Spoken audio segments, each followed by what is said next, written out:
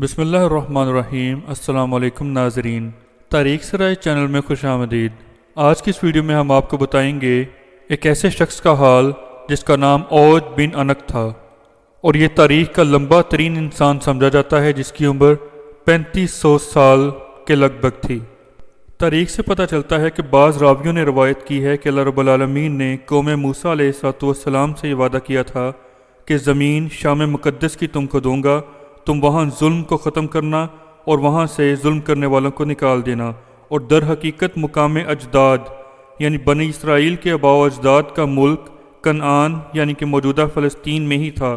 جب بنی اسرائیل قوم ہجرت کے وقت مصر میں آباد تھی، تب اللہ رب العالمین نے حضرت موسیٰ علیہ السلام کو یہ حکم ارشاد فرمایا کہ تمام ملک شام میں اللہ کے دشمنوں سے جنگ کرو، اور ساتھ ہی موسیٰ علیہ السلام سے فتح کا وعدہ بھی فرمایا گیا۔ قصہ مختصر یہ ہے کہ حضرت موسیٰ علیہ السلام اپنی قوم کے 12 سرداروں کو لے کر جب کنعان یعنی کہ فلسطین پہنچے تو آپ علیہ السلام نے ان سرداروں کو شام کی طرف روانہ فرمایا تاکہ شام کے ملک میں ظالم اور جابر لوگوں کا حال معلوم کر کے حضرت موسیٰ علیہ السلام کی خدمت میں پیش کریں۔ جب یہ لوگ وہاں سے کچھ حالات معلوم کرنے گئے تو وہاں ایک بہت بڑے قد و قامت والا انسان بھی دیکھا جو سمندر کی تہ میں مچھلی پکڑ لاتا اور اپنی لمبائی کے سبب سے وہ سورج کی تپش سے بھون کر کھاتا تھا۔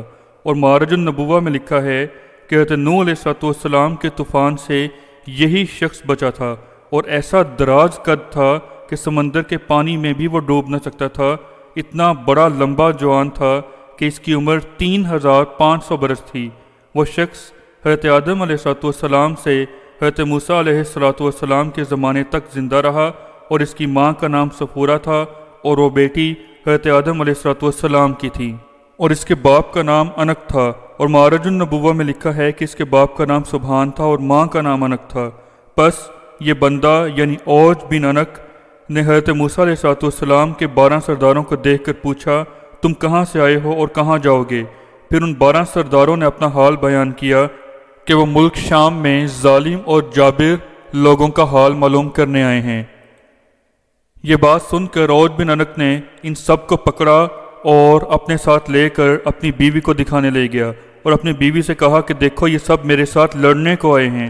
یہ کہہ کر اوج بن انک نے ان 12 سرداروں کو زمین پر رکھا اور اپنے پاؤں سے چونٹی کی طرح مسل دینا چاہا، لیکن عین اس وقت اس کی بیوی نے کہا کہ ان کو چھوڑ دو، وہ ضعیف اور ناتواں ہیں، خود ہی چلے جائیں گے، تمہیں ان کو مارنے سے کیا فائدہ حاصل ہوگا؟ چنانچہ وہ نقیب حضرات جابروں کی کثرت اور حقیقت دریافت کر کے ڈر گئے اور اپنی جگہ پر واپس چلے گئے، اور آپس میں کہنے لگے کہ ان جابروں اور ظالموں کا حال جو ہم دیکھ کر آئے ہیں وہ اپنی قوم یعنی بنی اسرائیل سے نہ کہیں، کیونکہ وہ تو پہلے ہی ڈرپوک ہیں، لڑائی کے نام سے بھاگ جائیں گے۔ لیکن ان ظالموں کا حال حضرت موسیٰ علیہ السلام اور ہارون علیہ السلام سے کہنا چاہیے۔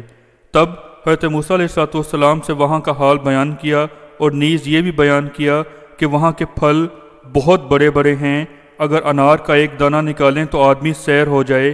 اسی طرح انگور بھی بہت بڑا دیکھا، اگر ایک دانہ کھا لیں تو جی بھر جائے گا اور دوسرا نہ کھایا جائے گا۔ اور پھل جو وہاں سے لائے تھے وہ حضرت موسیٰ علیہ السلام کو دکھائے گئے۔ حضرت موسیٰ علیہ السلام ان کو دیکھ کر بہت حیران ہوئے۔ پس 10 نقیبوں نے عہد شکنی کر کے احوال وہاں کا جو دیکھا اور اوج بن انک کے ہاتھ گرفتار ہونے کا اپنی قوم سے کہہ دیا، لیکن 2 شخص یعنی یوشع اور کالوت نے عہد شکنی نہ کی۔ اس کا مطلب یہ ہے کہ جو 12 سردار شام میں ظالموں کا حال معلوم کرنے گئے تھے ان میں سے 10 عہد شکنی کر کے بھاگ گئے اور پیچھے ہٹ گئے، اور ان میں سے 2 سردار جن کا نام میں آپ کو بتا چکا ہوں، حضرت یوشع اور کالوت، یہ اپنے عہد و پیمان پر جم کر کھڑے رہے اور حضرت موسیٰ علیہ السلام کی خدمت میں آئے۔ ان تمام واقعات کی خبر سن کر بنی اسرائیل نے چاہا کہ اس قوم سے جس کے حالات 12 سرداروں کی جانب سے حضرت موسیٰ علیہ السلام کی بارگاہ میں پیش کیے گئے تھے نہ لڑیں۔ حضرت موسیٰ علیہ السلام نے فرمایا، اے لوگو، تم مت گھبراؤ اور نہ ہی بھاگنے کی کوشش کرو، میرے ساتھ اللہ تعالیٰ نے وعدہ نصرت فرمایا ہے کہ میں تمہیں ان کافروں پر فتح دوں گا۔ ادھر قوم نے حضرت موسیٰ علیہ السلام سے کہا، اے موسیٰ، وہاں پر ایک شخص ہے بڑی قد و قامت والا اور وہ بہت ہی زبردست ہے، ہم وہاں ہرگز نہیں جائیں گے جب تک کہ وہ وہاں سے نکل نہ جائے۔ اللہ تعالیٰ کی نوازش تھی ان دونوں پر، یعنی حضرت یوشع اور کالوت پر، اور یہ دونوں بزرگ ہستیاں نیک نیت تھے۔ ان دونوں بزرگوں نے بھی بنی اسرائیل کو سمجھانے کی کوشش کی اور کہا، اے قوم بیٹھ جاؤ اور ان پر حملہ کرو دروازے سے، کیونکہ قوم جبار نہایت قوی ہے اور اللہ رب العالمین تمہیں فتح عطا فرمائے گا۔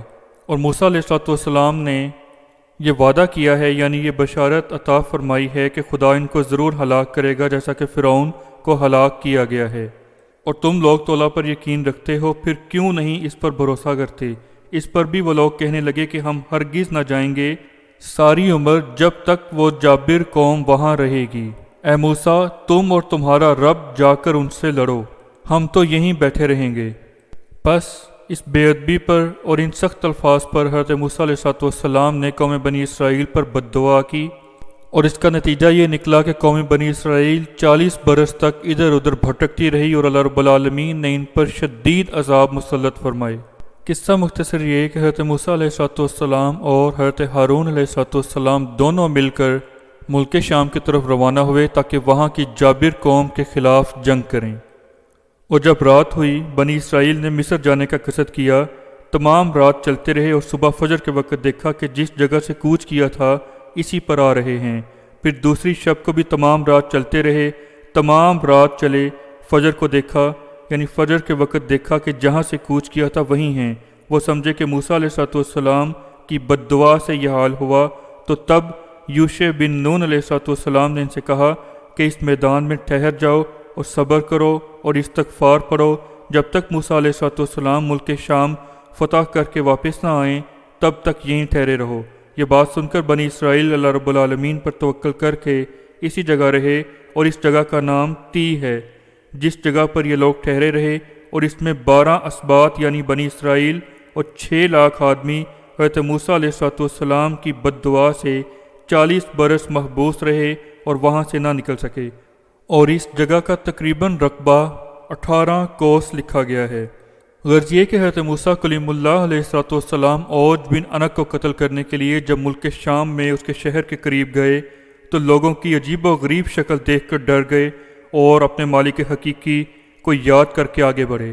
جب اوج بن عنق نے ان کو دیکھا تو چاہا کہ پکڑ کر چونٹی کی طرح پیروں سے مسل دیں، اور کہا کہ تو ہے سردار قوم بنی اسرائیل کا، اور تو نے فرعون کو اس کی قوم کے ساتھ درائے نیل میں ڈبو مارا ہے۔